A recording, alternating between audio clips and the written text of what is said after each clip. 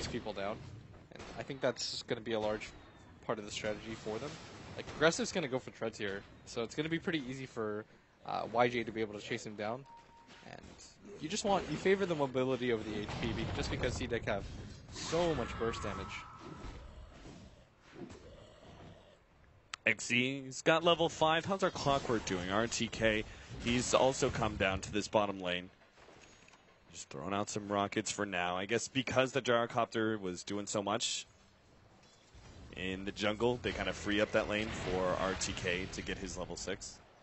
Yeah, I like that they made this rotation too, because he was having a tough time at top, wasn't getting a whole lot of CS. You want to get your Clockwork at least close to level 6 so that he can pressure lanes. The problem for him right now is that what you'll typically want to do when you're level 6 is either gank the safe lane with your Clock Hook or go to the mid lane, but he can't do either of those things because it's a level 6 Ember who's got the Flame Guard and the Fire Remnant up, and it's a Queen of Pain. So unless you gank with 1 or 2 heroes, he can't really do anything, but who's he going to gank with? Like, it's a Naga Siren. I guess you could or you can net the Queen of Pain, but you probably wouldn't have the burst damage for it. And so this Clockwork pick was meant to do a little bit better in the lane, I think, but right now he's going to struggle. He even goes for the maxed out Rocket Flare build, which, again, I can completely understand versus Tusk, Ember Spirit, Queen of Pain. None of those are really good heroes for Clockwork to lock down. I just don't see how RTK is going to have a whole lot of fun. He's just not going to be a tempo controller, right? Like, he's going to be one of those offlaners who, like, initiates team fights and dies a lot, but he's not going to be the one that actually manages to snowball and create chaos more than just his initiation in this game. I think it can be okay, but it's just, in this game, it's going to be a little bit hard in the early game, especially. There's almost nobody that you can really go for and kill. Yeah. It has to be one of the 2 supports. Like, the Tusk can just snowball, wait out your battery assault. Once the cogs are done, get out. So it's actually going to be C-Deck that's going to apply most of the pressure here. And they can do this because Shiki's had such a good time mid that even if this gank fails, he's still 1k in net worth ahead of the Storm Spirit. So he's got time to maneuver around it. They're almost certainly going to kill YJ here. Yeah, leading with the Fissure. The burst damage is certainly there. Lets loose the call down, but not even that does a whole lot of damage. And eHome, we're really centered up on this middle lane. That's a full Oblivion staff completed for the Queen of Pain. CTY is just finished his Soul Ring right now, so he's nowhere near the Queen of Pain and farm.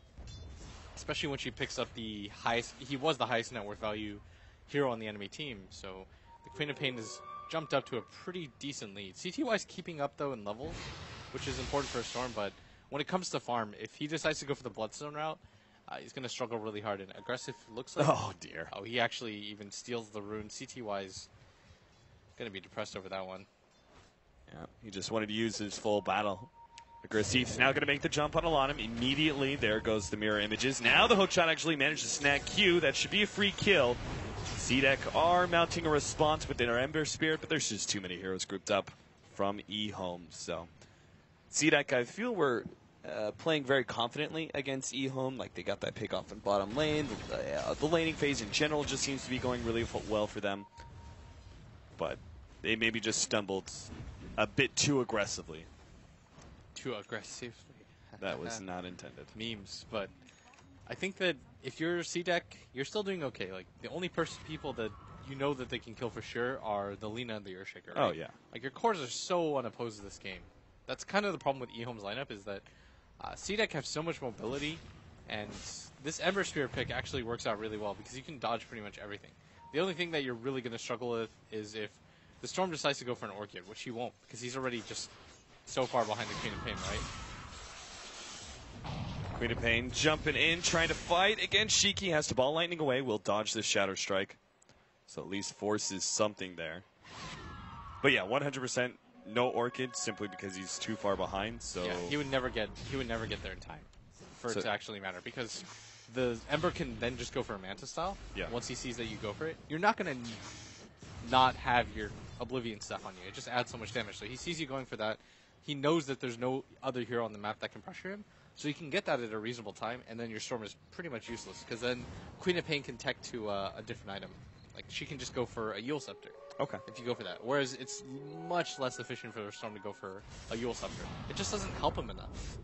Like, the Queen of Pain can refresh the blink timing and be the most mobile hero on the map using a Yule Scepter, but what does it really do for a Storm Sphere? It's just too defensive of an item.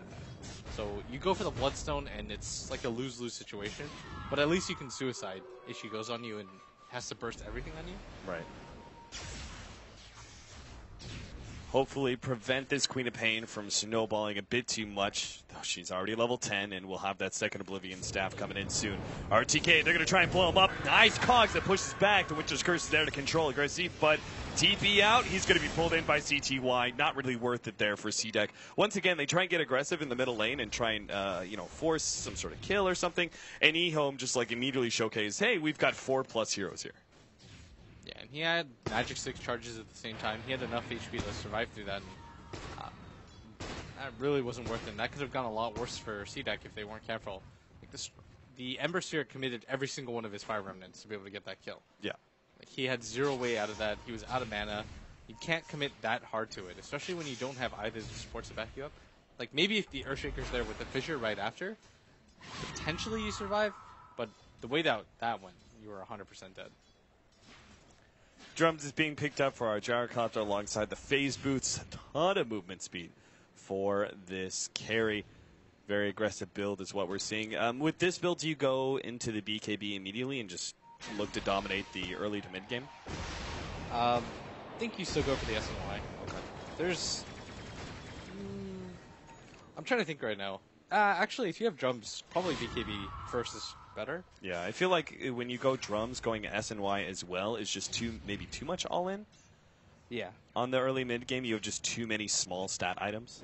Because what people have to always consider is like SNY and drums together isn't bad at all, but you also have Ring of Aquila. Yeah, and you still want to build towards the late game at some point. Like we saw that in the game where was it C-Deck versus EG?